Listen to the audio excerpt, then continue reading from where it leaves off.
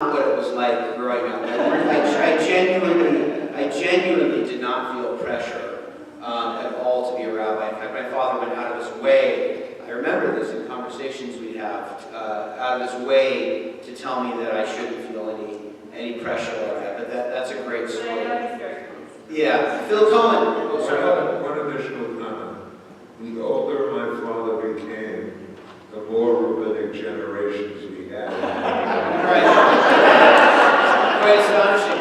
But yeah, this is worth saying because it really is so fascinating. So I have pictures in my. This was a gift from actually Mark Press. What is he? Your second, third cousin? Single first. Anyway, so we have a family in New York. Unsurprisingly, we're Orthodox, and he gifted me with these photographs, or maybe they're sketches if you go back far enough, of the rabbis who precede us in our family. So his great-grandfather and his great-great-grandfather. I have pictures of those guys in my office. So yeah, we have a very proud legacy. Exactly how many generations it goes back, I don't know. I seriously doubt it's 15, only because very, very few Jews can trace their lineage back 15 generations, because we were always on the move, with the Cossacks chasing us or whatever. So, yeah, well, right. We know that we go all the way back to Moshe, Rabbi Emanuel Rose, our rabbi, but being able to document it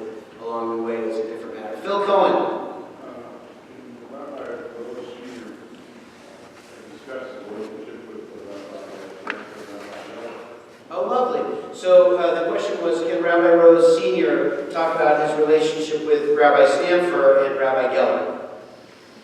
We developed together, I'm not sure, maybe Rabbi Stanford was the original founder or whatever of the Board of Rabbis. So, we used to meet regularly and deal with issues as, they confronted the community, and it just, that's the way we did it. We did involve ourselves in each other's congregations or, anything to, there was no agitation. It was just, we just worked together whenever there were issues, and there were issues. Right.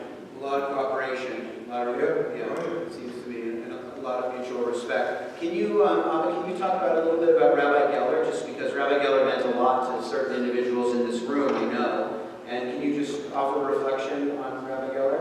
Well, it's really interesting.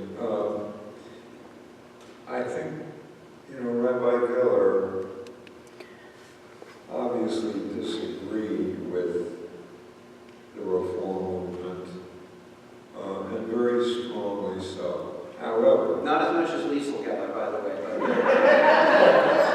You're right. But on the other hand, in the public arena, he was absolutely accepting of all of us without any negativity. There's no question about it. He just did. And we were never at odds with one another, and, we just weren't. But I knew that, I knew what he would choose to do, but we were respectful of one another, period. We didn't walk around criticizing one another that I remember. There was one disagreement that Rabbi Stanford and I had to do with Israel, and he was way ahead of me in terms of Palestinians. But that was, remember we had that disagreement one time, Josh? The newspaper reported on it. I had the lucky task of moderating a conversation between Rabbi Stanford and my father a couple of years ago at the JCC, and that issue came up, and it was incredibly hard to moderate that, not because there was any tension between them, but just these two guys both have a lot to say, and they both like a good microphone, and trying to keep that thing to under 4 hours was a huge challenge. But yes, Rabbi Stanford, you talked about that night.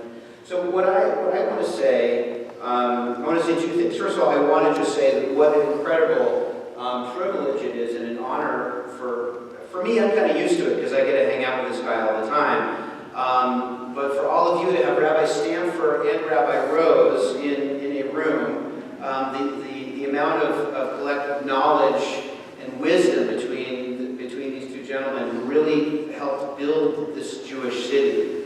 That's really an understatement. Who were major players in the creation of the Jewish city, Rabbi Stanford and Rabbi Rose here, and of course Rabbi Geller, of blessed memory as well. It's really a rare honor to be in the presence of both of you. So, for all of us, it's really beautiful to have the two of you in this room, and thank you for what you both did as rabbis. That's one thing. And then the other thing I want to say, Ian's trying to get in there, so Ian, let me take your question, last question. No, I'm going to wrap up. Okay. I was going to say, very fortunate with the cooperation of these wonderful gentlemen in the past 6 years in terms of development of the community. But as you said earlier, there's 18 rabbis in town. How many guys are there? Right. So the question was, Ian beautifully said that these two cooperated very nicely over the course of their careers. And he said, now that there's 18 rabbis, how are we getting along?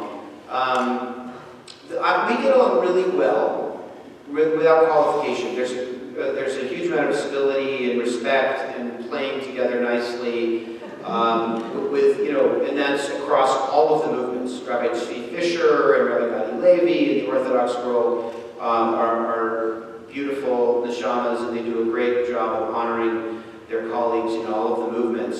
And as some of you know, I study, I haven't done it in a while, but Rabbi Wilhelm, Monty Wilhelm and I were studying Gemara, Talmud together for a while. I really felt like I had to teach him a few things because he was... I'm kidding. I was learning Gemara with Rabbi Monty because I really wanted to learn Gemara, and he's always goes out of his way to be very respectful and loving. So the tenor is still there. What I will say I miss, when I was in Boulder, Colorado, in part just because Boulder has a different character, and in part because it was a much smaller city, the rabbis there had a really in-depth connection that gave rise to all kinds of funky collaborative work. I used to do a program called Soul Food with Rabbi Gabriel Goldfeder, who Lenny knows very well, and who's a very good friend of mine, where we did all kinds of interesting, he's an Orthodox rabbi, we did all kinds of interesting things together. And so that kind of in-depth relationship and working together and being mad at each other and loving each other and working through stuff, that does not exist in Portland. Not because of any lack of fondness, but just because the pace of Jewish life is different here, and there's probably too many of us, and I think that that's something that is lacking. We have to figure out a way to get to a deeper level of rabbinic connection. But we all get along really well. It's really true. There's a lot of respect here. And I don't want to introduce any negativity here, but I will say Rabbi Geller, Rabbi Stanford, and my father got along really, really well. My father has some unpleasant stories of other rabbis who occasionally were in the community of speaking to him not respectfully because he was a Reform rabbi, to put it mildly. But that was not the norm. The norm was established by these three giants, two of whom are in the room right now, who really created this Jewish city. The last thing I'll say, and again, it's too bad because I would love to keep doing this, but I just, I want to make sure that people have a chance to get on with their day. I was thinking about the things that I do share with you as a Jew and as a rabbi. Some of them might seem very obvious, but I thought it would be nice just to close on these ideas. So one is, I think that I inherited from you, Abba, first of all, just a real emotional love for the Jewish tradition and for Jewish texts. And that may seem very obvious, like it would go without saying for anyone who's a rabbi that they would have the relationship. But I remember you sharing this story very often with me about your father, who would call you over and say, Manny, come look at this beautiful text, and he would sort of like with moist eyes, at least the way it's been told to me, kind of point out a verse to my father that he just loved. And I think that you also have that, certain ideas in Jewish life that just have an emotional hold on you that I think I also have. In other words, it's not just intellectual, but it has a grasp on us in other ways. Another thing, practically, that maybe this will help some board members in the room understand me a little better. You have, in part I think because of your movement or just because of the time that you were in, a real sense of the grandeur of the office of the rabbi. That you know, the rabbi is deserving of great respect, and that your opinion should hold the day, not because of who you are as a person, but because of the office of a rabbi. And I remember, I've told this story before, I remember my father, at some point when I became old enough to kind of talk to him about his job, telling me about a conflict he was having with his board members who didn't want him to do a certain thing. And I remember thinking, like, who are these people? What are you talking about? I seriously, I literally didn't understand until that moment that there were other players in the synagogue. I thought, like, why is anyone else even talking to you about the synagogue? It's all your, you know, and obviously I've learned a lot. But no, I don't mean that just like it's an unfortunate reality. I mean, you know, a synagogue needs great lay leaders. That's what makes it a community. But I'm just sort of sharing this sense of like the grandeur of the rabbinic role. I've inherited that from my father, and I think that has been it's less normative now than it was in your day, I think. And so that's another thing. And then I also would say that even though I'm not generally political, although I can now, over the last couple of years especially, point to a few sermons where I have gotten, not on a policy level, but I've gotten quite explicit about certain political thoughts I have of what's happening. In general, that's not been my norm. I do have a sense of, you know, as you said with regard to Kiddushim, that you shall be holy, that God just can't abide evil. And that it should be intolerable to us. That there's a sense of which what's happening in the world, like when we see a homeless person on the street, that it's not just, oh man, we've got to work on that, but we should just be aghast that there are people sleeping on the street. You know, that we should just be absolutely outraged. And I think that I've inherited that sense from you. I think you beautifully and powerfully gave voice to that in your sermons much more than I do. But I've inherited that sense of just astonishment at the level of evil that we tolerate in our world, and I think that comes from you. And then the other thing I would say, this was hidden in plain sight, and it's so obvious, my love of Jewish music. My love of music in general, I think, actually comes from you. Well, right. Right. Let's just say we like different kinds of music.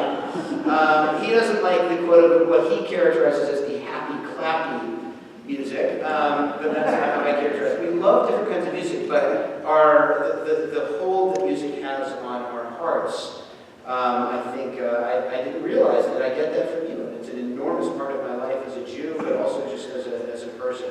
So all of us, I think, you know, as all of us do as Jews, we all come from a common trunk of this tree and common branches, and that informs who we are. But ultimately, each of us has to kind of give expression to the blossom that we're going to be individually as Jews, and each of us has done so in our own way. I want to give you the last word, just 60 seconds, just so we can keep it short. And to all of you, I'll say thank you, and Abba, you get the last word. My last word. Wait, hold on, let's make sure you say it. My last word is very simple. I'm sure on behalf of Rabbi Stanford and myself, we thank you for your words about us, but this is a new day. And now you are in charge. I like it. Thank you. Let's imagine you were just talking about all the rabbis of my generation. No, thank you. One last thing I have to say. I really want to thank this gentleman, Harvey Frankel, who has done so much great work with the Shtetl group and all of the Jewish learning in this community, but in particular, it was really his idea. He really nudged me to do this event, and it's been so beautiful for us. So Rabbi Joshua Rose, thank you so much for it. part two. We'll do it.